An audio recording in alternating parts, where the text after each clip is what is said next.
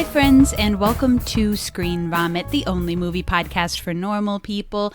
I'm of course your host Kayla. It is Pride Month, baby, and am I posting this episode on the very last day of Pride Month? Yes, I'm queer and we cannot be on time. You're lucky it came out this month at all. But I have to say happy Pride Month to all my LGBTQs out there. I celebrate you and myself every day. Love y'all.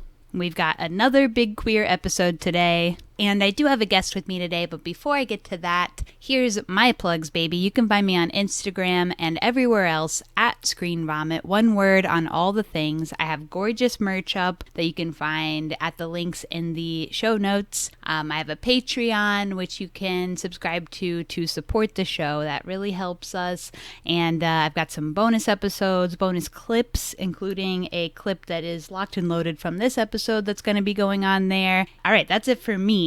So, getting into the episode, my guest today is JEEN Na. So JEEN is a incredible photographer. I was lucky enough to catch an installation of JEEN's in the Grand Rapids Art Museum earlier this year, which was so cool. He's also recently cracking into filmmaking, doing music videos with his partner Jackson. We mentioned that Jackson had been on the podcast previously. He was on my Baby Teeth and Lamb episodes, if you want to check those out. And you can also see JEEN in one of my fave films, of course, Relaxer. He has a cameo in that film, which we also talk about in the episode. So instead of talking about what we talk about, how about we get damn to it? Here is my episode with JEEN Na. Right. It's more fun if I read it to people. Yeah, it is. Yes. It's especially if you do a time. cool voice. I don't think I can do a cool voice. You probably could. If you said you edit these heavily, right? Like, You're scared it'll come out crazy? I don't even know what kind of voice I would do. I feel like I usually just talk in my boring monotone voice. So No. You never do a goofy voice ever? Or try an accent or anything? I could try an English accent, but I don't think I'd be very good at it. But it would be fun. It could be fun. I will say that if it's bad, I would ask you. I would like to do 2 takes. I would like to do takes. I'll do one. You need takes. Yeah, I need takes. One with me just talking regularly, and then one with the attempted English. No, I don't think I'm going to do the English accent. You're sweating even thinking about it. I think it will be offensive to anybody who lives in the UK. So, out of respect out of respect for people who actually live there, and like that's like the way that they speak, I don't think I'll do it. Well, it's not like they're like, I mean, they're just English people, you know? I guess, but I'm like looking at the name Sam and I'm like, I don't even know what that sounds like in the English accent. Like, I know that like I just watched a movie that's a good point. Where they like say it, but it's just like, I'm like. Did they say his name though? I mean, other characters do. Do they? Yeah. Because when I watched the movie, the whole time I was like, I don't know what this guy's name is. I was taking notes and I called him Guy throughout my whole notes. Because I was like, I don't know what his name is. But they say the other guy's name a lot. Yes, they do say Tusker's name a lot. I thought it was... Tuska. I know. I thought his name was Tucker at first. No, Tusker. But even it's goofier. Tusker. I know. I've never the heard. hell? What kind of name is that? I think it's fake. It's gotta be fake. Yeah. Tusker? Tusker Mullins is like his name. And Sam. So like the most plain name you've ever heard, plus the strangest name you've ever heard. Right.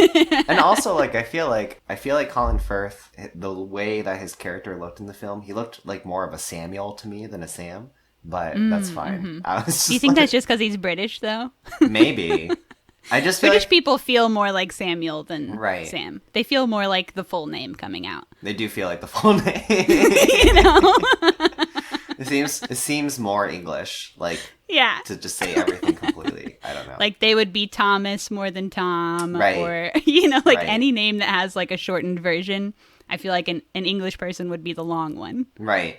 That would be my immediate guess, but, you know. Yeah. I think about other actors who are British named Tom, and I guess they just go by Tom. I guess. Doesn't seem right though. It should be Thomas. It should be Thomas. It should be Get Thomas. it right. Get it together. Come on. Thomas is probably taken. That's probably why they have to go by Tom legally for like SAG purposes. That's a good point. I didn't even think about it from that angle. That's probably true. Okay, so I guess we're in pod now, so... Okay, yes. Hello. Hi, Jean. Welcome to the show. Hi, Kayla. Thanks for having me. Normals will know Jean's partner, Jackson, who's been on the show twice.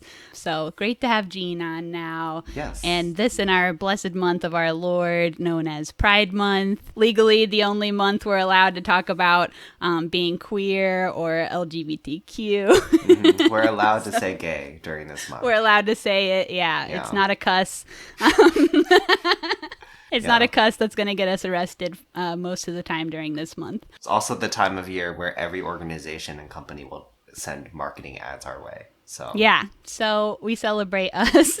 Yes. So most normals will know I'm, of course, bisexual, non-binary. So this is our time to shine. Jean, do you want to say how you identify? I identify as plain old gay. Boring. No, I know. And I guess like cis male is probably yeah. Hell yeah. POC, yeah. Yeah. You know, very much like those are just my personal identifiers, and that's kind of like what's always felt right to me. But you know, even as somebody who is part of the LGBT community, I feel like I need to be around people who are like not within the same like identifiers as me, just so I can understand more. Not within the same genre. Right. Exactly. Like it's like I need to be around people who are bi, asexual, pan, you know, whatever, lesbian, and it's just so that I can see what their lived experiences are like. Hell yeah. To understand like everyone better, because like, you know, even within communities, you have misunderstandings and miscommunications because people just don't know. People don't know like what shit you've been through in your life, right? Yeah. And you can't know unless you like tell somebody either. So it's all about communication. And especially like I would say the group that we're going to talk about in this movie, but white cis gay men kind of stick to their own much of the time and sort of forget the rest of us. So yeah, they're pretty cliquey. Yeah. Their battle is won and we're left in the dust. So right. So yeah, I do think it is important to cross genre. It is. It is important to cross genre. Genre of queer. Yes. It's important to cross genres. It's important to want to understand other genres of queer. Hell yeah. And to lift each other up. Right. It's not enough around. to just say that you know about it. Yeah, you have to want to know more. Hell yeah. So you're famously known as a celebrity photographer. To some art degree. photographer.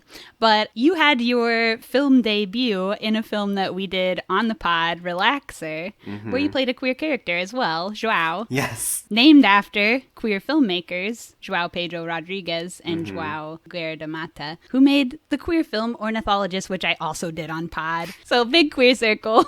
Yes. But tell me about your time on Relaxer. I mean, you just have a small part, but you also Very did photography for the movie as well, right? I did. So I was originally brought on as like BTS set photographer for Relaxer, but then was asked to audition for the role of Joao. Asked to or forced to? Both. Yeah. It was like, I was told to come to set. Like, it was a few days before we were going to start shooting. Yeah. I was asked to come to set to just take some photos of like some pre-pro that people were working on and stuff like that. And then I show up and there's like literally nobody on set except for the producers, Jackson and Joel. And I was just like, am I just taking photos of you guys talking? And then they were just like, actually, there's like nothing really to take pictures of, but we wanted to know if you'd be interested in auditioning for a role. And I was just like, So they pranked you. kind of, yeah. Yeah. Yeah. I was pretty hesitant at first, but then they like Joel explained to me like how small of a role it was, and I was just like, I mean, if you really think that I would be a good fit for it, then I'll give it a try. It's not like what I'm setting out to do in my life, but it was actually like a really amazing opportunity, and I had so much fun. Hell yeah. It was like one of those things where Do you even say anything in your role? I was trying to No. think. Do you have lines? Yeah. You just show up kind of dirty and heat up some pizza, right? Right. Yeah.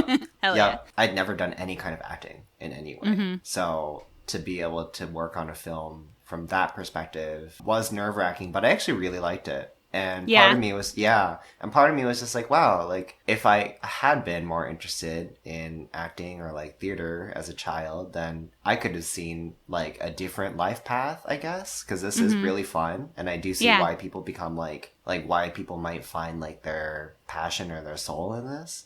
But at that point in my life, I was like, it's too late, though. I've already committed to other things. I've already committed to other things in my life that are going to take a bigger priority. And plus, like, this is such a small role. You're still young. I suppose, yeah. Plus, you hang out with filmmakers all day and are sort of becoming a filmmaker here lately with music videos. Yeah, like slowly through like some kind of osmosis process, I guess. Like, I'm just like absorbing it. No, but it's just like acting is like very, very fun. I think it was really only fun because I got to act with Josh Burge and David Desmalchin. Some of the coolest people to have a first experience doing acting with. Yeah. So I'm also keeping that in mind, and that like I'm like, oh yeah, like it was only amazing because I was with them. Yeah. Yeah. Had I been with like other people who were like not as cool, then it would have been terrible. So what is your relationship with movies now? So do you watch a lot of movies, or what? Yeah, what's your journey with film? I think my journey with film, I'm still very much like a baby in that journey. Like I would still very much like a amateur, like a novice beginning stages, in my opinion. Just because like I don't know that many movies. Like if I'm being honest, like I feel so awkward saying that on this podcast. I'm just it's okay. I have all kinds of people on. So like sometimes I have musicians on or different kinds of people who I feel like most people have some sort of self-consciousness around their relationship with film, right? Regardless of what their relationship is. And I think, myself included, even though I watch a lot of movies, I still like, I don't have an education on a lot of it. And I've mostly watched like more niche, like weirdo art house stuff for my entire life. So I missed out on a lot of like the normal stuff that everyone knows. Like I don't have any, I couldn't tell you like any Spielberg movies off the top of my head without looking it up. Like I don't know like anything normal that most people have seen. So like even though I watch a lot of movies, I still can't participate in like a lot of film conversation. Right. So I carve out a specific niche for myself with my podcast to force people to talk about specific movies with me. But no, I mean, I very much feel that in a lot of aspects. So, my boyfriend, Jackson, as people, as the normies know him. Normals, it's normals, different. Not normies. Sorry. Oh my God. As the normals know him. Oops. No, it's okay. That he is like a really big film buff. He is brilliant when it comes to like knowing about film, and he loves talking about like film theory and stuff like that. He's like, he went to film school though, exactly. Too, right? Like he can think really critically about film. He went through the training for it. Yeah. And I went through the training for photography. That's what I went to school for. So it's like I can think like somewhat critically about art, but not in the same way. And so it's just like I can sometimes participate in those kinds of conversations like that you're, talking about, like the film conversations, but especially art house conversations. But most often what the conversation goes like is it's a group of people talking about a film that I've never even heard of or that I can't recall. And then like someone in the group would be like, have you seen this movie? And I'll be like, no. And then everybody is just like, oh, like, yeah. And I'm like, and then they're like, you gotta see it. And I'm just like, okay, I'll add that to this list that's now at like 200 plus movies, like that people have been recommending to me.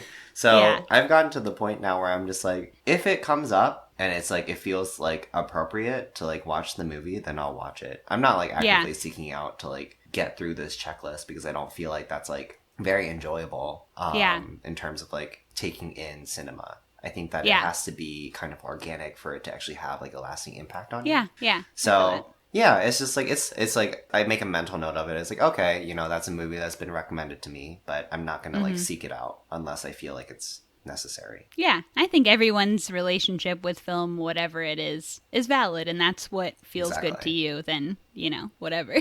Right. I always get lost when I'm not good with names. So like not only have I not seen like anybody's any of the big guys' movies. I've not seen most of them.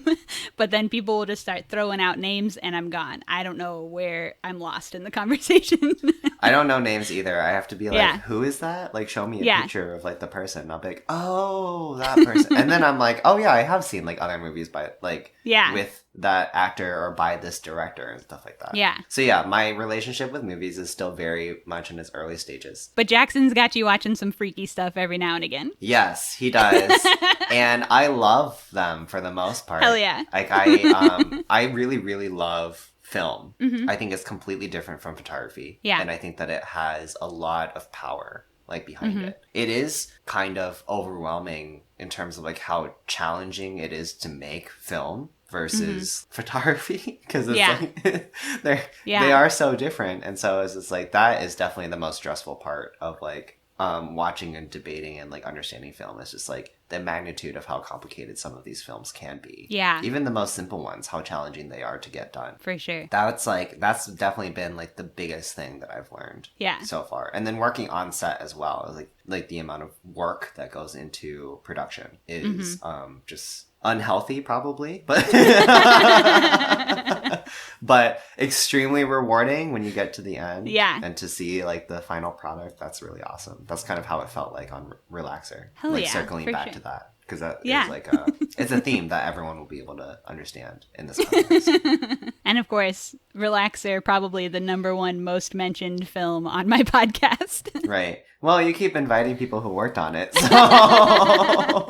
That is true, but I also just love the film. I think Relaxer was kind of like a turning point for me in my relationship with film. So it comes up a lot in those terms for me. Right. But also because I do have people from Relaxer on the pod. But anyway, so Relaxer rocks, but that's not the movie that we're talking about today. Unfortunately. No, I'm kidding. Okay, so we are talking about the 2020 film Supernova. Yes. So you picked this film off of my list. What drew you to this film? Had you heard of it before? I had not heard of it before, and the reason why I picked it was because I saw Stanley Tucci on the cover. Mm-hmm. And you said, ooh, let me look at that. Well, not exactly. I was just like, I like Stanley Tucci. I've like all the other things that I've seen of it, like with him in it. I was just like, yeah, he's like a very memorable actor. Yeah. And he always commits himself fully to all the characters that he plays. And so I was just like, unfortunately, with many LGBTQ films, and this is just in my personal experience, they have a tendency to shift into the heavily melodramatic area. And I feel like sometimes that can be a little bit unbearable. Yeah. And Stanley Tucci, I knew like the general context of this film, and I was just like, okay, it sounds like it could be pretty melodramatic. But Stanley Tucci is in it. So so maybe he'll save it. Maybe he'll save it. I was just like, I might just like really like his character. Yeah. And that's kind of like what I seek out a lot in films is like character development. I really, really love movies that have strong characters in them because and like strong character arcs as well. I just think that makes it so much more believable. Yeah, I'm just really drawn to people. I guess that makes sense why I'm a portrait photographer. So so yeah, as such, I'm drawn to characters in films, and I was just like, I'm familiar with some of Stanley Tucci's like previous work, so that's mostly why I chose it. Hell yeah. I don't even remember adding it to that list, but I feel like I vaguely remember it being like big in, I don't know, the conversation at the time that it came out, just because it was like the big gay movie of 2020, you know? Yes. Like twice a year, so we get one movie about gay men and one movie about gay women every year. They both become huge just because we only have one. So no choice but to make it be huge. Yeah. Yeah. And they're usually starring straight people, which this is no exception. This is no exception, unfortunately. So, you know, we take the fucking little crumbs we can get. I know. We just eat them all up. So this was But we deserve a sandwich. Absolutely. We deserve a whole feast, but will we get it? Time will tell. Yeah. So I think I added this to my list at that point, but yeah, it did also seem like it was going to be another just like sad movie about gay people. Yeah. So we never get to see Queer Joy. So yeah, yeah, 2020 film Supernova, starring Stanley Tucci and Colin Firth. Huge actors. Everybody got to know these guys. Right. Critic scores for this movie, we got 89 on Rotten Tomatoes and 77 with Google users. So actually way better than I thought. So I mean, we're in the same boat. way better than I thought. But it might be graded on a curve due to, as I said, one gay film coming out a year, and, you know, people have to click the thumbs up so that we get more. Or they won't allow us to have movies about gay people starring straight people. Exactly. We can't lose the crumbs that we have. The little crumbs that we have. So, Jean is going to read a plot summary. So go off, Jean. I will. So this, as Kayla said, do a voice. I don't think I can. As I said earlier, like maybe 2 takes. But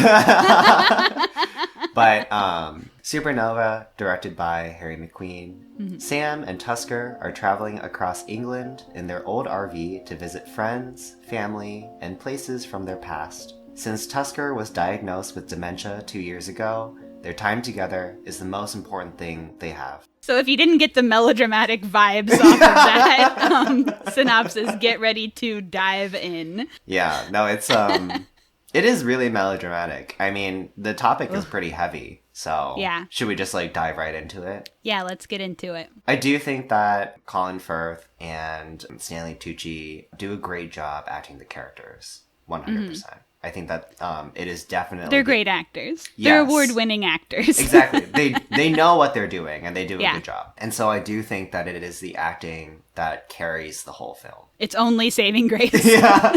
I do think the cinematography is really beautiful. Like, I do think that, like... But I also think... Is the cinematography beautiful, or is the scenery beautiful? The scenery is beautiful.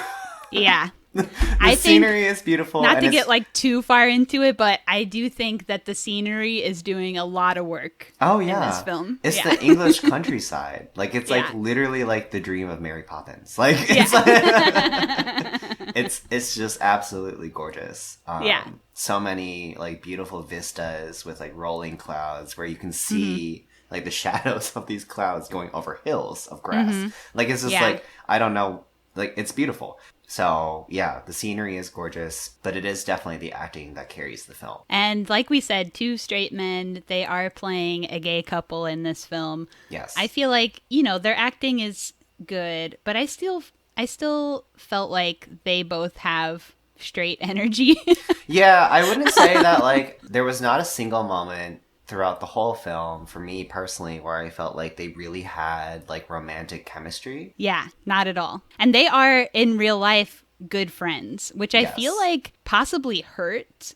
Kind of gets in the way on screen. Yeah. Yeah. There was like one scene where they like, I remember it was like a super intimate scene in the bedroom, like at night, and they were like trying to make out, kind of. Yeah. And I was just like, this is like so. Ooh, like it feels like a crime. It felt something about it felt off. Like it wasn't like you're like stop. Right. I don't want to see this. It was uncomfortable to watch. It wasn't like oh dang, like this is like super hot. Like it's like no, like this is like a little bit like unnerving. It's cringe. Yeah, it's cringe. It's a bit cringe. And the first time they kiss in this movie too, they miss lips. Like they don't hit the lips. Oh, really? I didn't even notice. Oh my god. So yeah, the romance is just not there, unfortunately, between the 2 characters. And I wonder if so I know that Stanley Tucci like basically forced the director of this film to let Colin Firth be his co-star. Really? Yeah. Oh wow. Okay. And he thought that having that relationship would make it easier. Easier or more natural because they already like each other or something. But yeah, I wonder if it would have been different with somebody he didn't know. I wonder too. But I mean, ultimately, I think it's just like... Ultimately, cast queer people stupid. Right. Yeah. Cast queer people. Like, if you want a gay couple in your film, cast a gay couple. Like, it's just like... it's like, I don't... Hello. Like, there are lots of queer actors out there who need the opportunity. Like, I'm sure, like, the big names will definitely draw more attention. But at the same time, it's just like, you could save a little bit of money by casting people who are like not as big of a name, and then direct that money a little bit more towards like marketing. Yeah. Like there are ways to balance this out. Yeah, and ultimately, does it help or hurt your movie just to have people in it because they are big names when they can't do the role? Exactly. Yeah. And I think it might be a bit more layered than that, but ultimately, very much on the side of like, you should cast queer actors, actresses, if that's what your story is about. I am so like beyond over casting straights as queer.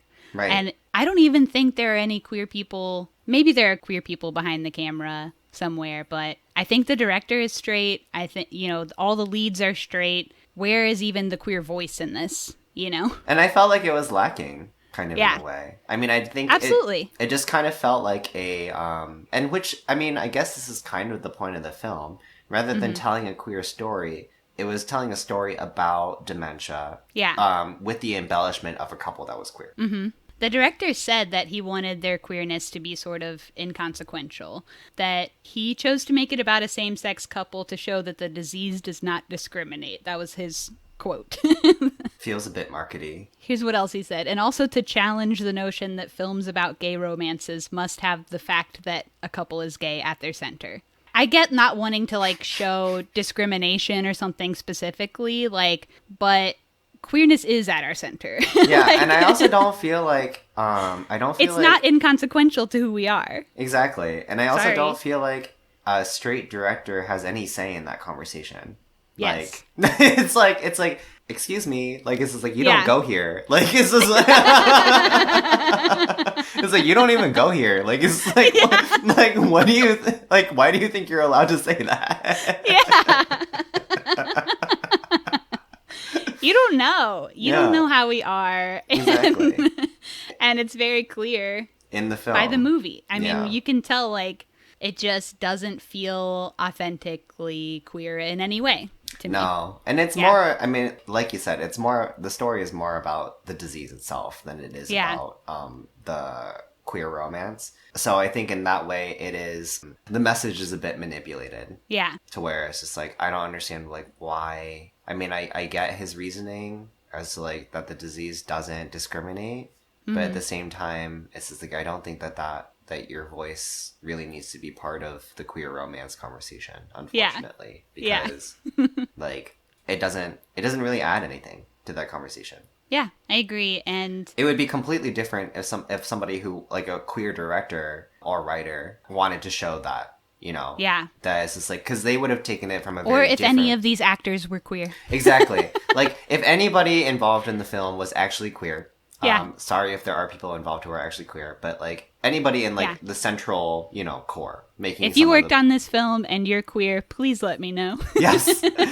Yes, I would love to know. We want to talk to you. We need to know more from your perspective. But ultimately... Also, sorry for this episode. Yes. But yeah, no, I mean, it's just like, that's really what it is. Whereas it's like, it would have been taken in a completely different direction had the queer voice been a little bit more present in the film.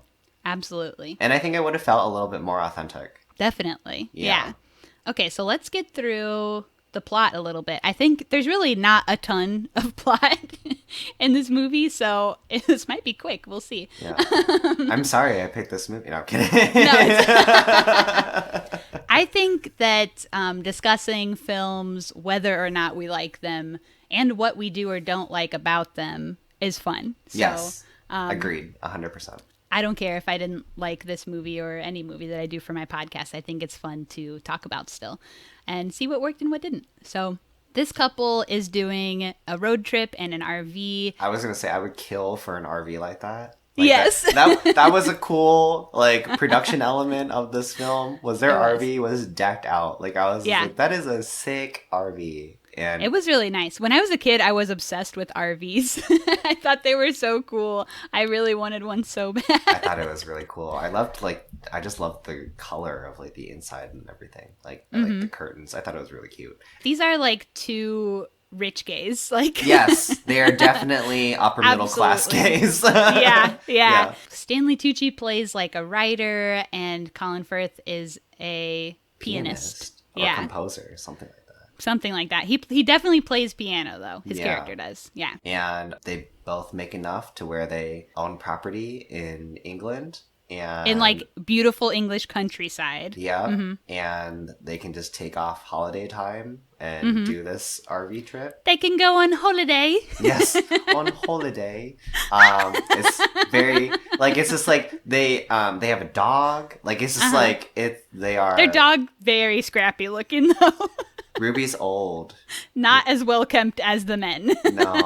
No. Which I feel like is also like anti-gay. Getting a dog. It's homophobic that they have an ugly dog. I feel like rich gay men would only have like a cute dog. Purebred. Purebred, like poodle or something with like hair that needs maintained regularly, you know? Right. Like that dog has not a Shih Tzu or something. That dog hasn't been to the groomer in a few months, and it's unfortunate. For sure. Poor Ruby. Bless the dog's heart. Sorry to roast the dog. No. I mean, sorry. Yeah. I mean, it's unfortunate, but I hope the dog's not listening. they needed to take care of Ruby really bad. Yeah. Just another way that a queer writer would have fixed this. Right. Yeah. They would have just been like, no. They would have been like, no rich white gay couple would have a dog that looks like that. No. Yeah. It's probably one of their actual dog.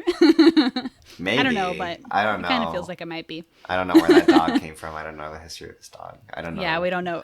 Yeah. We don't know. I don't know what the casting process for Ruby was. Oh, yeah, we don't know. But what dog can lay down for most of this film? You're in. Right. But yeah, no, they definitely, like, I guess the demographic of their characters they are wealthy, they are successful, they're artistic, they're emotional, it's like all of the boring tropes of being a rich white gay man. Yeah. But even I feel like they're not very emotional. At least they're not sharing their emotions with each other. Like all day long when we see them, they're mainly just bickering at each other. They're not really being sweet. They're not really saying like, I'm afraid about what I'm going through or blah, blah, blah. None of that. They're just bickering and kind of being angry, which I feel like is a little bit of the old toxic masculinity. Right. That seems straight to me. I guess like I was focusing on the moments where they tried to like reach for intimacy with one another in terms of like that was like the levels where they got emotional. But you are correct. For the most part, they are just badgering and bickering at one another. It's like most of their time together is bickering. And then when it gets to be nighttime, we see them do one like stilted cuddle with each other. And then it's back to daytime and they're bickering. And that's like basically the whole relationship. Majority of the relationship we see on screen. That's true. I think I was being a little bit more like, here's my bias. I was just like, I need to focus on the moments where the intimacy was like at least attempted. Yeah. Because that's what I felt like the story wanted to go for. But you had a more objective viewpoint where you were just like, no. For most of the movie, they weren't intimate. This is like another issue I have with why I specifically hate when straight guys are cast as queer is because they are always afraid to address the queerness. So we've kind of talked about this a little bit already, but like they're always afraid to say the word gay. They're always afraid to there never be a sex scene in one of those kind of movies. Even when they kiss, it's like a no homo kiss. Like right. It's not like passionate or romantic. It's like how tight can I make my lips and how far can I get away from your lips and still call it a kiss? Like I know. It's like it's cringy. It is. It's cringe. It's and cringe. like I mean, sex is an important part of relationships, and we'll never see it in this movie. and most movies where another one that's like specifically coming to mind is that My Own Private Idaho. Oh, have you seen that movie? A long time ago. I forgot about that one. Yeah. My Own Private Idaho also has 2 straight men cast as gay men, and that was like another issue I had with that movie too, is like they never explicitly talk about being gay, say they're gay, like their characters are kind of implied gay, and they never like, there's no physical intimacy at all, and then if all of that is true, then how do you say it's like in the queer canon? I feel like you don't. So, and it's like kind of frustrating because like when you have movies like that where it's just like they kind of have like this like don't ask, don't tell vibe to it, which is like just annoying. And then you have on the polar opposite end, you have like Fire Island, where it's just like it's the movies that are just like flamingly gay. Yeah. And it's just like they're so fun, but at the same time, both of these movies just don't give an accurate representation of the community, in my opinion. Like they only touch on like one is what people want them to be, and the other one is like what sells, the idea the most. Like what is like most marketable is like the fun, crazy, like rainbows everywhere, fireworks, blah blah blah, and the other one is like this melodramatic, sad, semi-closeted couple that's like just trying to make it on their own. And it's just like it's like, why are those the only two options that we have? Well, I've said it on pod before, but I stand by that Greg Araki films are the most accurate depiction of queer community to me, and they're queer as hell without being like overly, like you said, like rainbows and like skinny fit gay men running around in short shorts and, and also not talking about it. So, and I think they have the most colorful representation of the community as well in terms of having different kinds of identities in there. So watch Greg Araki movies if you want good examples of good queer film. Okay, so where are we in the film? Nowhere. We haven't done anything yet. They're in an RV. That's as far as we've gotten. They're traveling to their friend's house in the English countryside. I feel like a lot of the scenes in this film are kind of long and kind of nothing, and they're mostly just having like small talk or bickering, and then they just kind of cut randomly to a different scene. I feel like that's where we get the majority of the scenes in this film. The editing was strange to me, strange and random. It was long. Yeah. Long editing. But even the film wasn't that long, though. It was only like an hour and 33 minutes. Something like that, yeah. But it felt much longer to me. The editing is really slow. The pace is very, very slow. And it's mostly just conversation and like it's mostly accomplishing nothing. Like most of what they're saying isn't all that. It's just bickering about a map or like having small talk at dinner or whatever. Right. So it's like, why are we here even? Like, what are we supposed to be taking from what we're seeing? Yeah. Like within the first half of the movie, you could stand up and go use the bathroom several times and not really miss a beat. Like, like what's going on? Yeah, pretty much. I mean, there's really only 7 seconds of important material at the beginning, the first half of the movie, and that's like it.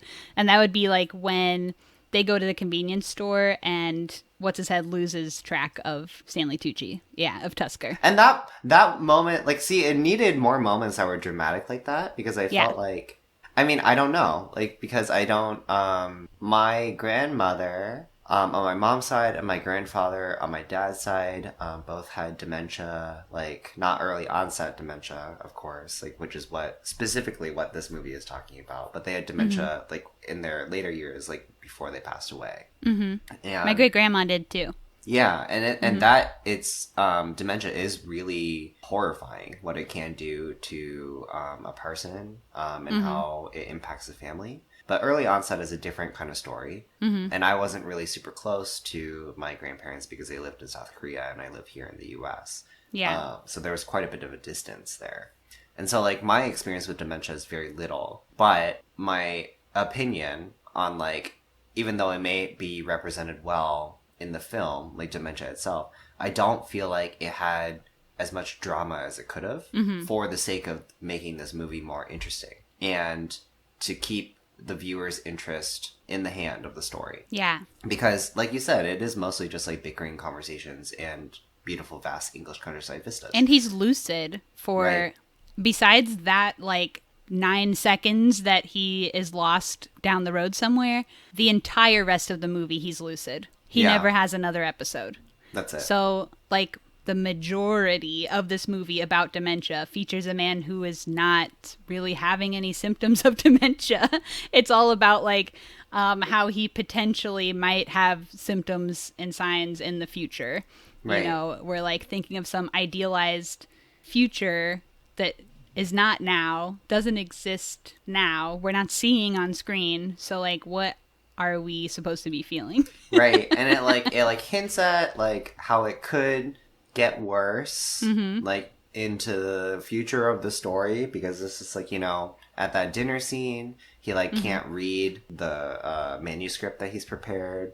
Could he not read it, or was he just, like, being emotional about it? I couldn't tell. I think that he literally couldn't read it. Like, he couldn't, really? like his I thought dementia. he was maybe just like, oh, this is going to make me too sad to read out loud. You do it, That's kind of how I read it. No, I think he actually couldn't read it because he was struggling to read the map as well at the beginning. Which is why they ended up switching to the navigation system. Because he couldn't, like, he just couldn't focus on, or he couldn't, like, understand, like, what the information was in front of him. You're right. So it's just like, I knew that he was like, the dementia was like, he couldn't read it for that reason. And then he spilled the dinner, like at that, in that one, you remember. Yeah. And then, was that it? And then at one point, Sam breaks into his like special stuff box. Yes. And finds his journal. Oh, and he can't. Yeah. Where it was shown that he had been attempting to write, like physically handwrite stuff, and could not. It was just scribbles in his book. Right. So those couple moments are, I think the only moments we get of him showing any sign at all of having an illness. Yeah. In that moment, I did wonder, I was just like, does he not know how to type?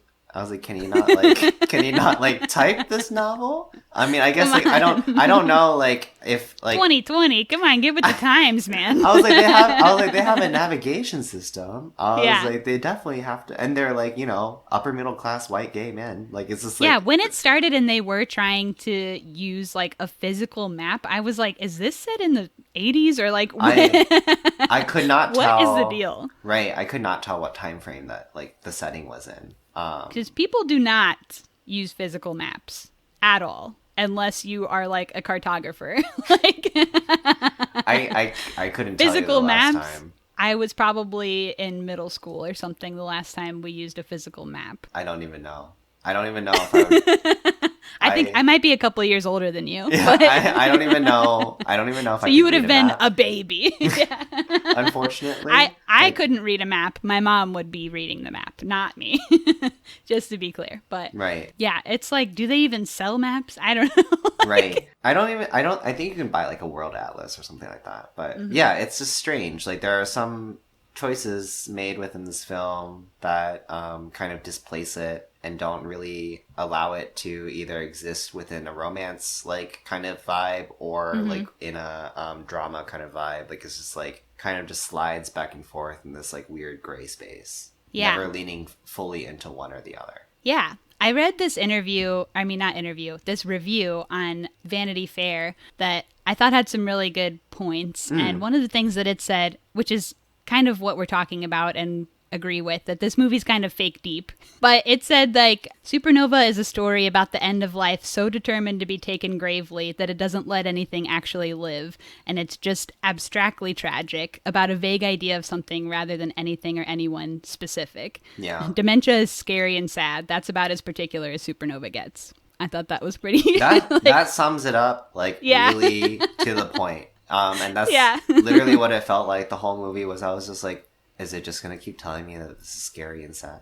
Like literally.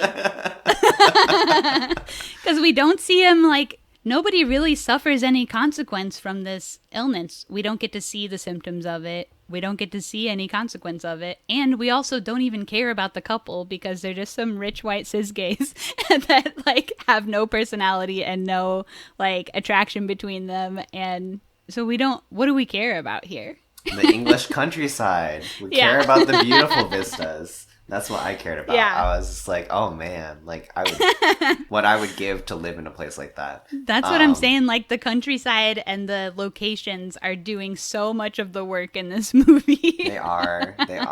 I think that there are some moments acting wise where it's just like, it is like well delivered, but ultimately I don't think the writing is super great. No. Unfortunately.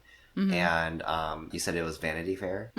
Yeah, they put it really aptly, whereas it's like, it never actually commits to anything, unfortunately. Yeah, there was also a scene when they're in the RV that Sam is cooking dinner and goes into the bathroom to have a little cry. And I hated that scene. That scene bothered me so much. Yeah, but also you got to think like if you go into the this couple allegedly in the movie has been together for like their whole life, like 30 something years, I think they say at some point. Yeah. And you go into the bathroom with your 30 something years partner and you close the door. That's suspicious. Yeah. You don't be closing the door after that many times, that many years together. And like the context of why he's going into the bathroom isn't even to use the bathroom. It's because his eyes were watering from chopping onions. And he like went into the bathroom because he needed to like rinse his eyes of like this onion gas. But he shuts the door behind him, turns on the faucet, and just cries, like leaning over the sink. And I was like, this is a dumb scene. I was like, I hate the scene. Like it's just like it's corny. It's corny really as hell. Mm-hmm. And I don't feel like I think the major issue. Another major issue that I had, and I remember thinking this throughout the film, is like this is not realistic of how a true like queer couple would be interacting with one another. Mm-hmm. Like it's just like if they've been together for as long as like this movie is saying that they have, I feel like they would immediately jump into having conversations or communications about what they're feeling, what they think needs to be done, but like the whole time. And like, you know, they would be talking about this, and even if they disagreed and they were screaming at each other and like yelling, like that feels more real than the way that they're just kind of like Midwest skirting around like these topics of like, it's like, oh, you know, we should keep doing this trip. Or like, maybe we should go back home. Like, it's just like, I was like, you guys have been together for like 30 plus years. Like, they would be saying everything they feel at that point. Exactly. Yeah. And that's not just like, if that's not just queer couples. That's like any couple. Like, it's especially like, queer couples. Especially queer couples. Older straight couples don't be talking that much either. That's true. That's true. But I feel they're terrified of having feelings. Right. I feel like because of the trauma that like so many queer people go through for being queer at a young age, like you learn that in order to cope with it, you have to talk about it. Yeah, especially in the case of like early onset dementia. I feel like Stanley Tucci's character, like the vibe that I was kind of getting from his character was like, because he made a couple jokes about his early onset dementia. Like it was in that scene where he they just got to, I believe, Sam's childhood home. How like their house. Not their house, but like I think. See, again, I don't understand all these characters. I think that his Sam's childhood home. Now his sister lives there. Yeah, I think that's who that character is. And they had just gotten there, and Tusker is making jokes with his sister because she asks him like how he's doing, and I think he says, "I'm as fit as a fiddle. What's your name again?" Yeah. I was like, I feel like his character needed to be more sarcastic. Personally, I feel like he needed to be making more jokes about like things like Where's that. Where's the humor? Right. Yeah. There wasn't that much humor. Like I think that was like maybe the one joke in the whole. There's so much melodrama. Like even the whole. Like, the soundtrack to the movie is all, like, these slow, somber piano tunes, which I guess, because the one guy is, like, a pianist, okay. But the whole thing, like, looks blue. Yeah. One track that they played during the film was House of the Rising Sun by the Animals. And that song is about, like, alcoholism and, like, drug abuse. And I was just like... What? I was like, why is this playing in the background right now? Everyone is always like a little too serious. Like they're just trying so hard to be deep. Yes. They have like a couple lines of like really over dramatic dialogue too, or like they're just trying to say something really deep, but it's kind of like one line and then we talk about something else. I think they all come from Tucci. Where one time he's like, oh, you're not supposed to mourn someone while they're alive. And then you go, wow, my heart. And then there's another time where I think it's in the chat with him and the sister where she says something like, you're still you, the guy he fell in love with. And he's like, no, I'm not. I just look like him. It's like, yes. There are you're being so such many. A drama queen. Like, there's so many lines like that. There are so many melodramatic lines that just kind of pain me to listen to because it's not balanced out with enough humor. Yeah. To, like, save it from falling into this melodramatic void, unfortunately. And I think, like, writing-wise, they tried to be minimalistic was the goal, but, like, it's so minimalistic that there's no implication of, like, true connection. There's no implication of, like, deeper meaning, of history of these characters. And the lack of romance. Of the future. Yeah, and the lack of romance between the characters also doesn't help that. Yeah. Like, it's like you can't feel the energy that would exist between a couple like that. Yeah. And the strained dialogue, maybe too. Even the choice to have the main setting of this film be that RV or spaces where they don't live together, I think also serves to erase their history together so that like we don't get a sense of their space that they have occupied together for all this time for most of the film. I think they do go there at the very end, but like no, that's like another rental home at the end. Oh, is it? I don't like, it's just like maybe so. I don't know what that house actually plays in the context of the movie, to be honest. Like, all of a sudden, like, they were just like, they left the childhood home and then they're just like at a house. I kind of figured it was just their house, but you're right, it could just be like another it's like they were greeted by like a realtor or like were they? The lady with like the binder who was like waiting for them at the house. Oh, no, I don't remember. I don't know. Regardless, I blacked out. It's not their home. Like, that's not their home. Like, it's just like, I was just like, what? So like even something as simple as that, as simple as like showing us the place where they live together could have provided so much context to the history of their relationship. And we never see that in this film. Right. Exactly. Yeah. I feel like something that would have like dramatically changed the tone of the film was if they were struggling artists. Like, he was a struggling writer, and Colin Firth's we have no sympathy for rich gays. Right. And he was a struggling composer or pianist, you know, like they're trying their best. But they imply that they're very successful. Exactly. Like, he razzes them about like when they go to the restaurant, he like Tucci is like harassing the waitress, like, "Oh, do you want his autograph? He's a famous pianist or whatever." I saw you looking at him and stuff like that. I was just like, oh my god. And that's like kind of mean. Yeah, like Colin Firth's character was just like a guy. Yeah. Like, Sam was just like, why did you do that? And then Tusker was just like, I don't know. It was kind of mean. 50% of me is just like, don't do this. And then the other 50% of me is like, do it. And then he was just like, well, why did you do it? And he was like, because of the other 50%. And I was like, that's a dumb line, but okay. Yeah. And then we kind of change scenes and you're like, okay, what was that? Yeah. I just think that, like, you know, anything but the characters that they played, it would have added a little bit more layering. And like, if like these two struggling artists, if one of them had actually gotten diagnosed with early onset dementia, then that would have just made it more complicated. And I would have felt the struggle a bit more, I think. Yeah. There are a lot of ways, like, if you want to be minimalistic in your dialogue or in the writing, to just show the struggle between the characters in a type of situation like this. And they didn't do any of that. No, they didn't. So not only did they minimize whatever the writing and the dialogue, but they minimize everything else too. So then you're just left with nothing. Right.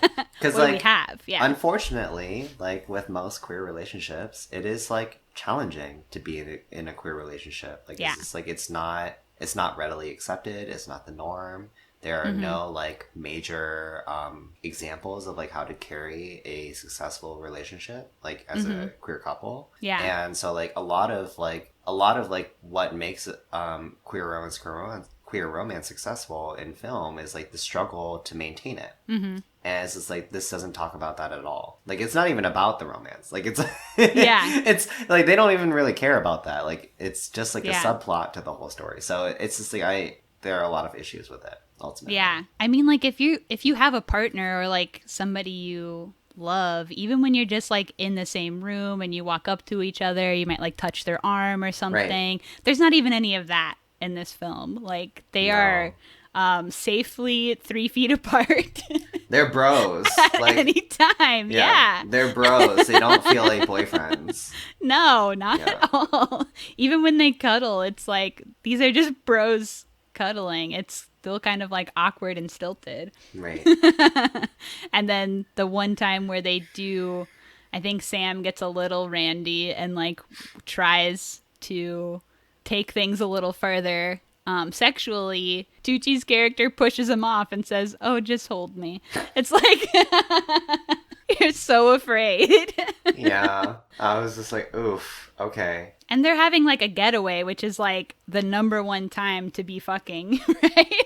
I think that's the point of getaway. When you go on a getaway or you're on vacation with your partner, that's the number one time to be fucking. And we never see any kind of stuff like that from them. Yeah. To be fair, that was like the scene right after they had like their whole heated argument about Tusker's attempted suicide. Or like the best time to be fucking. I'm glad you're alive. We just fought. Let's fuck it out. Right. That's true. That's true. Like, it's just like find the passion again. Yeah. In that moment, Sam discovers Tusker's like audio recording of like the letter that he was going to leave. He finds like a vial of poison, which that is was it poison? I didn't know what it was. It had the label was written in Spanish, and I don't know Spanish, and I was just like. I was like, did he get this, like, illegal drug from, like, Mexico? Like, what, like, what, how did he get this thing?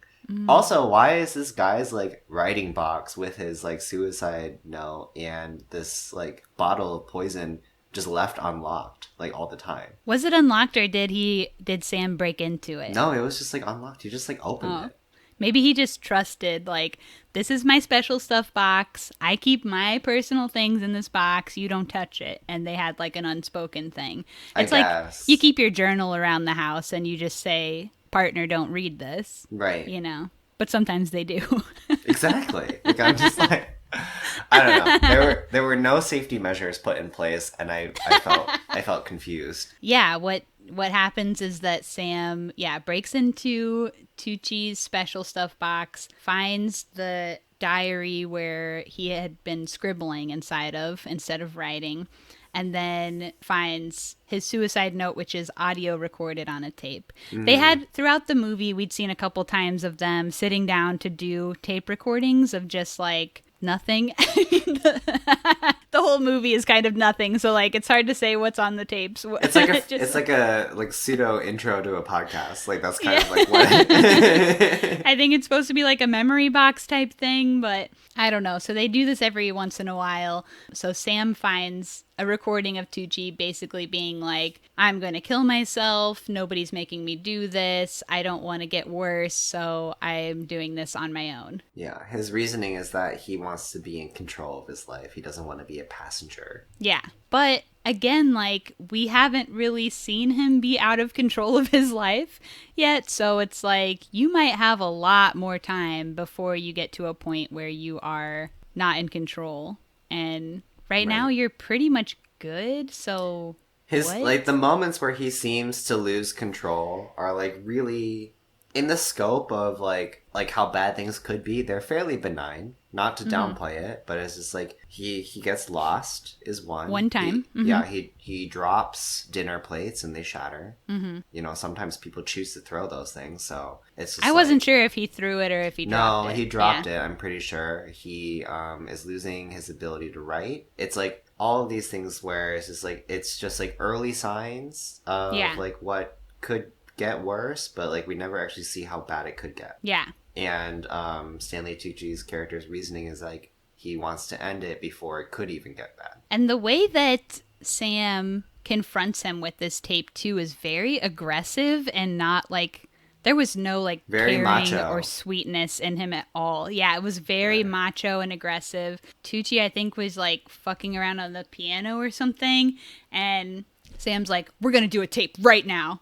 And he's kind of like, I don't really feel like it. And he's like, no, get over here. We're doing it now. And like, just very like, you're like, what is happening? And then he like brings in the tape player or recorder or whatever. Instead of like hitting record, he hits play on the tape of Stanley Tucci's character's suicide recording. And then tackles Tucci. Yeah, and then tackles Tucci's character as he's screaming no down on the couch and forces him to listen to the first half of the tape. Yeah. And I was just like, that would not happen. No. Between, I don't think that well, one, it's just like they have problems. Like they are not a healthy couple by any means. And if they're not a healthy couple, how have they lasted for 30 whatever years? Exactly. And so it's just like you don't pin someone down and force them to listen to a suicide recording that they while they're screaming and writhing underneath you. Yeah, like that's so fucked up. Like, and just the entire way that he's approached it.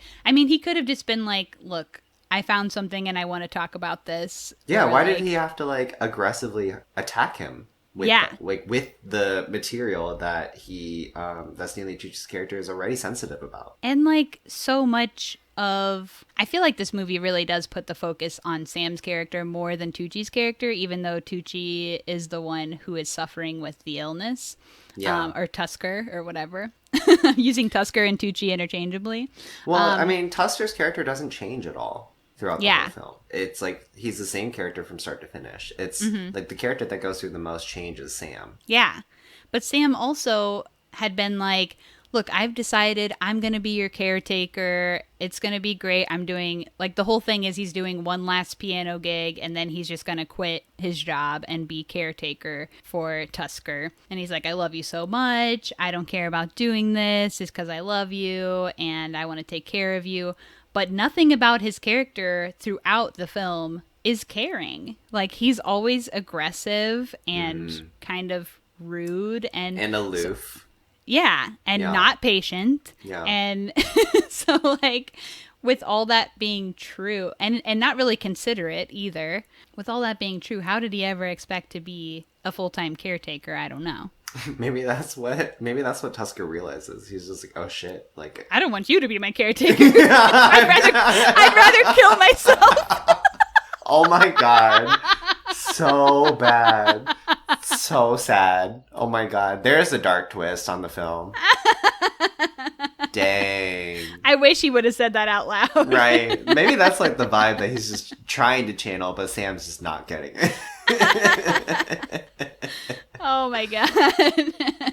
Yeah, so they have that uncomfortable moment. But that's really like one of the first kind of real conversations we get about how anybody's feeling about this between them. And that's we're basically, I think at this point, we're like 15 minutes left in the movie or something. So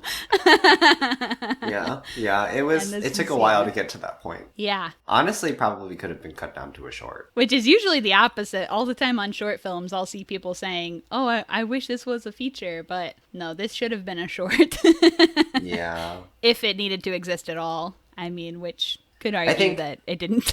I think it could use a remake. You think so? I think it could be a redo with like a queer cast and with a different background of like, characters. Like we need to see more of like what they've been through to get to this point, so that the relationship means more to us as viewers. Yeah, definitely. Yeah, like you said before, there's literally no history. Like we have no idea who they were before this. We just know that they are well off and somewhere like just cruising around on a holiday in the English countryside with their cute but like kind of dirty dog Ruby. Yeah, trying to figure out like how they're going to deal with this character's early onset dementia through like a lot of like aggressive like conversational tactics and aggressive macho conversations and very little intimacy, so and a lot of like hypothesizing or like eventually it might be that this happens in the future at some time. Like nothing real happening currently. Yeah. Ultimately, it's just another one of those films where it's like, if you were to remove all of the melodrama from it, I think it would be a better film. Maybe so. I'm not sure that this movie has any way that it could have been saved, but I'm a little bit more hopeful than Kayla. Okay, so Tucci, we had the discussion about him trying to kill himself. Sam asks if he can also kill himself. Okay, I need a clarification on that. Like at the end, I was just like, wait, are they doing like combined suicide? I wasn't sure what was happening. I felt like, okay, so Tucci's plan was, while Sam was away at his piano recital, he was going to kill himself quietly, not tell anyone, and then just leave the tape and peace out, which is so rude. But that was his plan. So Sam asks if he can also kill himself. But then next scene, we see him playing piano alone. So I kind of read that as he didn't kill himself, that he just let Tucci go, because the whole plan was that he was going to do it while he was doing his piano recital. So the fact that he made it to his piano recital and was doing it alone, I don't know, but that's kind of what I read, is that maybe he didn't kill, like Tucci killed himself, but Sam wasn't part of it. That's what I interpreted, but then I also wondered to myself, I was like, wait, is this like an abstract surreal sequence? Because like I don't see an audience, I don't see an environment, like it's just like him playing this like very sad but beautiful score, or a song on the piano in like a completely empty black environment. I was like, is it like just like, is this like a metaphorical death, or did he actually make it to a recital? Like I was like, I didn't know what was happening. I was just so confused.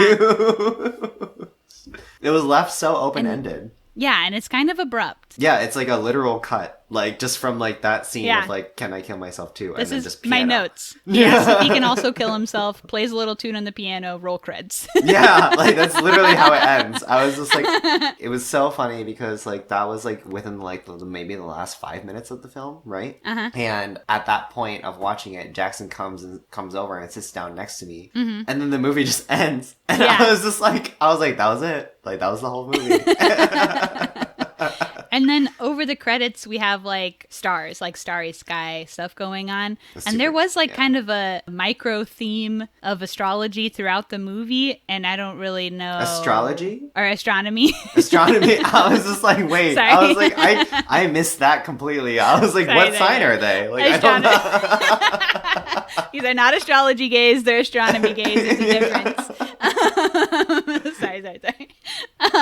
Astronomy. Stars and shit. But I don't really understand like what the deal was with that. It's like not enough to know like I got it. It was like in the beginning, the very first like opening scene or opening shot is like the night sky, and there's like that one like super bright star. That is like the actual supernova. Yeah, that is like the explosion of the supernova. And then I think the theme is that like we're all made up of stardust. And that like we all hold so deep. We all hold a light within us, and we're all part of like the millions of different galaxies out there. And ultimately we are all supernovas just waiting to run out of fuel. Wow. Okay, yes. So that's what I got. That's what really I got deep.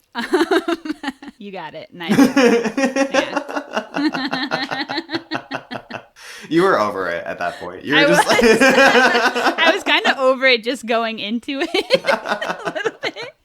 And then increasingly became more and more over it as the movie went on. Yeah. So yeah, that's roll creds, baby. We're out of the film. I guess I have a couple notes that I didn't mention. The actors, Tucci and Colin Firth, were originally cast in the opposite roles. So not only did Tucci like force the director to cast Colin Firth, basically, but then he was cast as Tusker, and then they go, hey, also, what if we just switch roles too? What? And they were like, the director was kind of like he was kind of a little panicked about that, but they did some auditioning and decided that actually it did work better with them, the way they ended up in the film. Oh, the director also volunteered at Dementia Awards for research for 2 years before the movie, which I think is interesting, specifically when we talk about how little dementia is portrayed at all in the film. Maybe it is like for early onset, maybe it is more subtle, but I also don't know. Yeah. As somebody who I don't know anybody with early onset dementia. I read that the director had worked on a set maybe with someone who was like probably in their 30s or something that was like acting weird throughout their time on the set, and then later it was found out that they had early onset dementia, and that's kind of what sparked their interest in the topic. I didn't read any specifics on like what weird means, but I think their behavior on set caused some kind of alarms.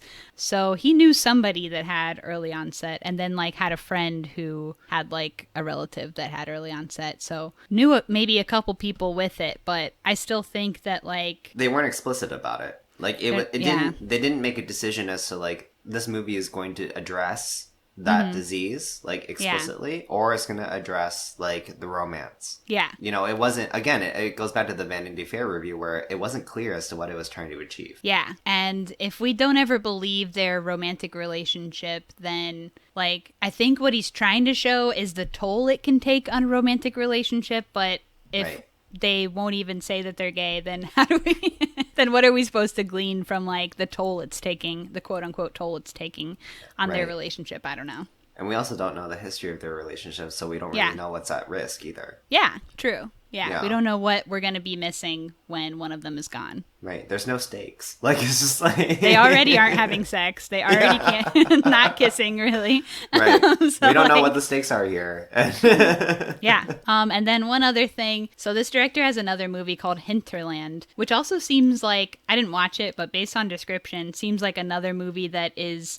scenery is doing a lot of the work in. It's another, like, camping road trip movie. But there's a character that crosses over between these two movies. Laurie Campbell's character. The sister? I don't think it's the sister. I think it's just somebody at the party. Oh, okay. But she, in this movie, tells Tusker that she's fallen in love. And she's referring to the character of Harvey in Hinterland, who was played by the director of this movie. So... His Stanley Tucci's character is goddaughter. Yeah, that might be it. Yeah. Mm-hmm. At the dinner table. I remember that scene. Yeah. So that was the only couple notes I had that we didn't address, I think. I wouldn't have known that. I didn't know that he had a whole nother movie. Yeah, so that's a wrap on the film. So we can score this out of 5. So out of 5, what do you think? Probably a 2. Yeah. Do you want to say your reasons, or are you just going to leave it at that? I mean, we just discussed everything. I really don't think that it committed to anything, unfortunately, for me, in my experience. And I feel like if it was trying to be educational about what early onset dementia looks like, feels like, is like to live through, that also wasn't really made clear, unfortunately, through the couple that they chose, because the couple didn't really have the romance levels, the history, the stakes that needed to be there for it to be effective, unfortunately. I, basically agree. I think I gave this 1.5 out of 5. I really think there are few redeeming qualities. Even 1.5 might be, because when I think, like, what am I giving it points for? I really don't know what's, like, good or redeeming about this movie. The locations. The locations. The locations. Right. The locations were pretty, but the editing's weird, the directing's weird, the acting, like, I mean, these guys can act, but their characters are gay, and the actors are not only not gay, but, like, clearly not gay, have no gay energy at all. No gay energy. No gay energy at all. So, in terms of a Pride Month movie, I'd skip this one. Yeah. It very much feels like what straight people think gay people are like. Yeah. And they miss, historically, all of the nuance and the joy of being gay or queer missing from the film. Yeah. When you let straight people tell our stories for us. This movie is not about being gay. Like, no, like not in any way. I mean, besides having typed the letters GAY into the description of the film, like, that's about as gay as it ever gets. Yeah. There's literally nothing about this movie that is gay. Except for the fact that it's about a gay couple. But it's quote unquote gay couple. Yeah. Yeah, so I think I gave this 1.5, but I am thinking that might even be a stretch. So that's where I'm at with the film. Can't say I recommend. Yeah, I don't think I would ever recommend this movie to anyone. Hell yeah. Unfortunately. I don't think I would watch it again either. I think it was just one of those things where, like, I heard about it. I respected, like, the actors for other roles that they've played. Yeah, not these ones. Not these ones, no. I don't think that they should ever play gay men. No. Again, unfortunately. Unless they... Apparently they have both in the past. Oh, really? I don't know. I didn't look it up, but I saw somebody said that online. That's not really helpful, but... No, I just don't think that they should play a couple. They just really don't have any chemistry, unfortunately. No. And so, yeah, I wouldn't recommend this movie. Hell yeah. Now it's time for ScreenVomit.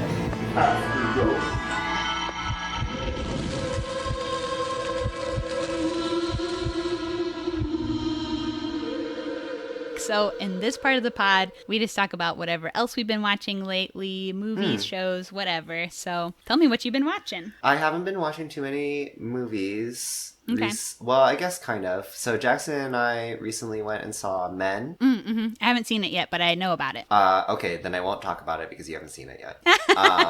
Did you like it or no? I've been hearing mixed kind of bad reviews. I did not like it. Okay. Hell yeah. Personally. Yeah, I just don't think that it was, for me, again, it's just not a movie that I would recommend. And that's, again, a man telling a woman's story, right? Yes. True? Okay.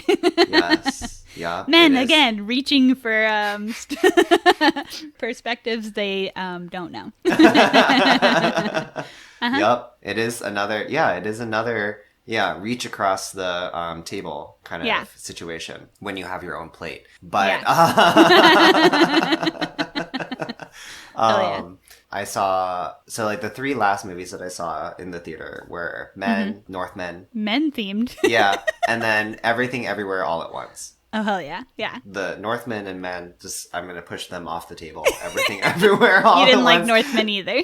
It was fine. It was. I didn't like it. It was okay. It was cool. I mean, the shots were cool. The scenery was cool. I really love Anya Taylor-Joy a lot. Alexander Skarsgård. Mm-hmm. Yeah, he's a good actor. Like, I give him that. Like, he's great. But the story itself is like, okay, cool. That was like another awesome like fantasy kind of like story. Like, like it happened. I'm not gonna stick with you though. Right. Everything Everywhere All at Once. That movie happened. Like it takes it you with it. It happened to you. Yeah. Yeah. That movie physically attacked me in like the best possible way ever. So hell yeah. Most, like, that movie, very different story. So most recent movie that I've seen that, like, changed my life is probably that one. And then show-wise, like, I've been watching Atlanta on Hulu. Amazing. I love. Yeah, I've never seen it, but I know about it. It's so good. I know I need to watch it. It's so good. Yeah. Oh my goodness. Donald Glover, amazing. He's he's a genius. Like, literally a genius, man. Hell yeah. Hiro Murai, who he writes, directs with all the time for the series, they are an excellent couple. Hell yeah. Like, collaborative couple. And then Barry, as well, is a show that I've been watching on HBO Did that just Max. have a new season come out? It is, yeah. Okay, I haven't seen the latest season, but I've seen the other ones. So I have watched some Barry. Nice. And then this is kind of not an outlier for me, but outlier in general from everything else that we've talked about. I've been watching Neon Genesis Evangelion with Jackson, the anime. Hell yeah. And have been loving it. So is this which one of you convinced the other to watch this? Was this a you thing or a Jackson thing? This was a me thing. Anime is very much a big part of my life. Like I've grown up watching anime since I was like a child.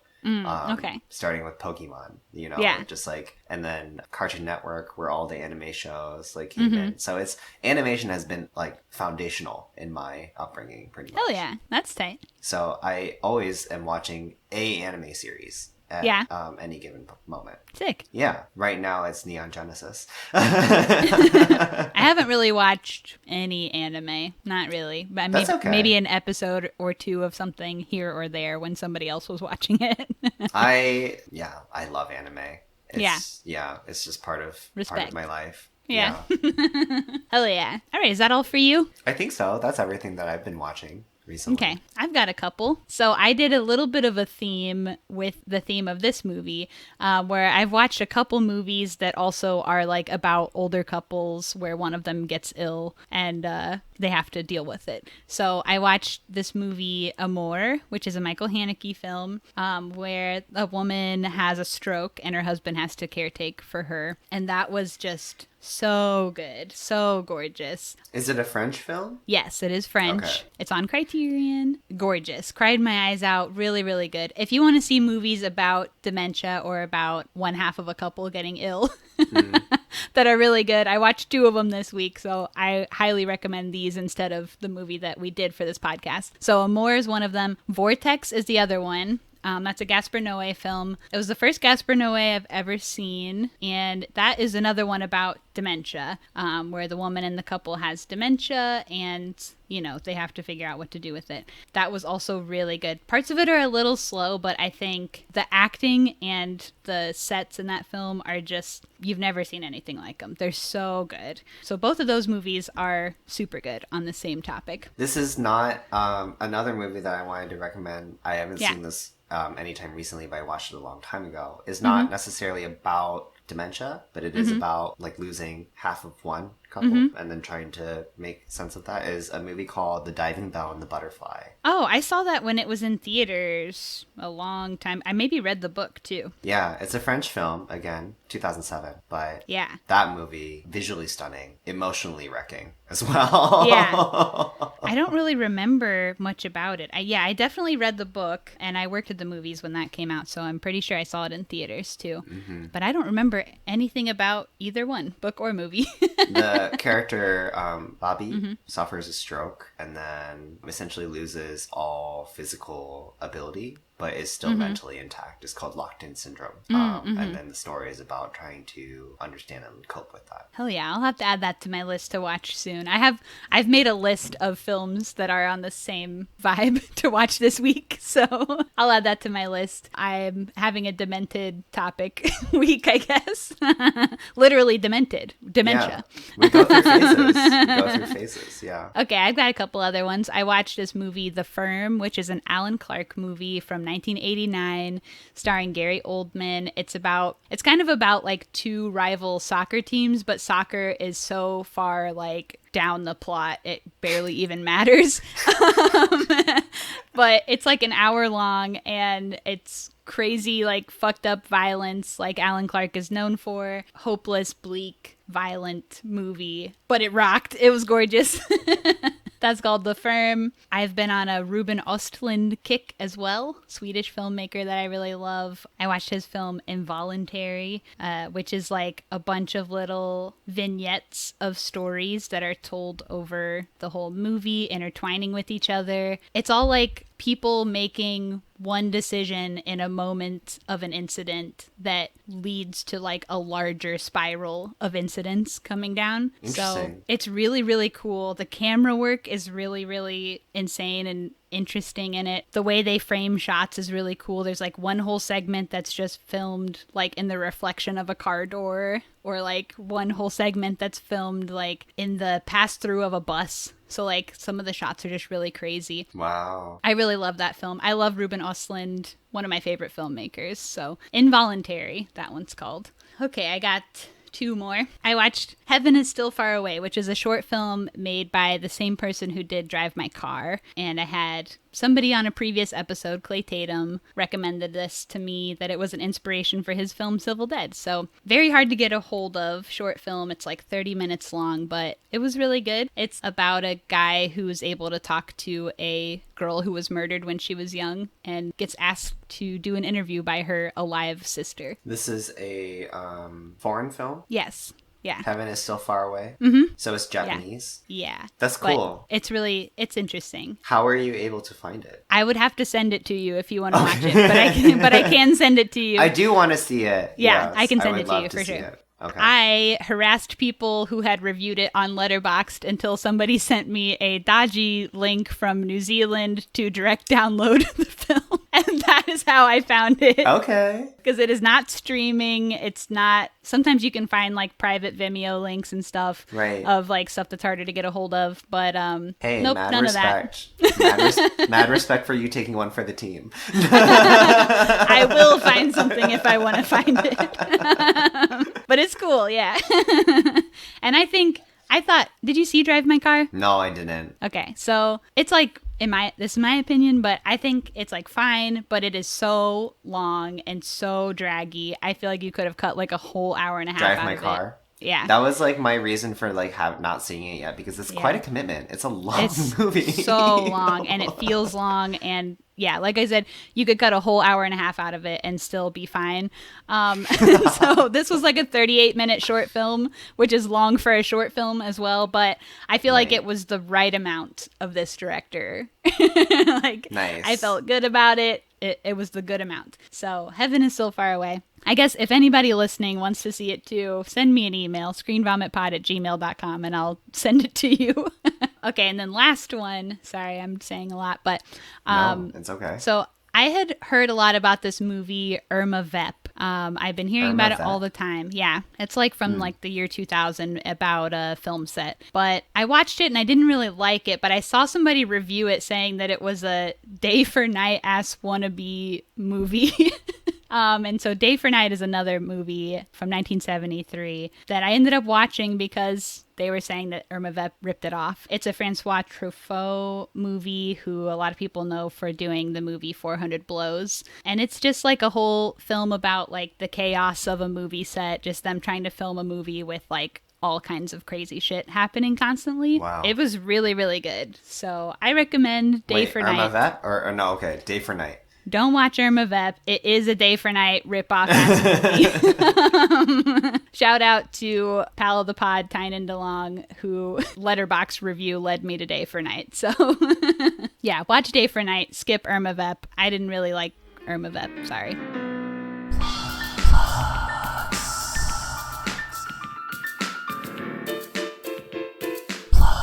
Jean, what you got to plug? You can find me on Instagram. My handle is at HWAJEENNA. That's just my full name. You can also find me at my website, which is just www.jeennna.com. And you can also find me on Jackson's Instagram. Yeah. Yeah, but those would be my two main ones, probably, is my Instagram and in the my film website. Relaxer. You can also find me at the end of the film of Relaxer. Very, very, very short cameo of me looking very dirty, almost blowing up the whole set. I don't know if you know that story or not. No, I don't. Well, you gotta tell it now. Okay, yeah. So when they were telling me, like, so I heat up that piece of pizza. With like a blowtorch. With a blowtorch. But when I was doing the audition, they just told me that I would have like a heat source. They didn't tell me like what it would look like or anything. Yeah. So on the day where we were shooting my scene, like they were just like, okay, here's a torch, like, do you know how to use it? And I was like, yeah, you just like turn it and like light it, right? And they were like, yeah, and he just like quickly showed it to me, and I was like, okay, cool. And we go to do like the first take, and I turn the torch on to let the gas out, and I try to light it, but the lighter isn't going, and so like I had to like do it a couple times, but by the time I got it to light, there was so much gas already, and it was like a literal like fireball, like just erupted in the middle of the set. And everybody was just like, whoa, and I just like turned it off like really quickly. And I was like, I'm so sorry. I was like, is everybody okay? I was like, oh my God. I did not think that was going to happen. Oh my gosh. So yeah. But you didn't burn off like your eyebrows or anything. No, everyone was fine. It was so okay. Lucky. Yeah. The pizza was okay. It didn't get burnt. But yeah, they were just like, after that, it was just like, just turn it a little bit. You don't need to turn it like all the way open. I was like, yeah, I got it. It's okay. Oh my gosh, that's really funny. Yeah, so that was like during a rehearsal, I think. But you'd already landed the role at that time. Yeah.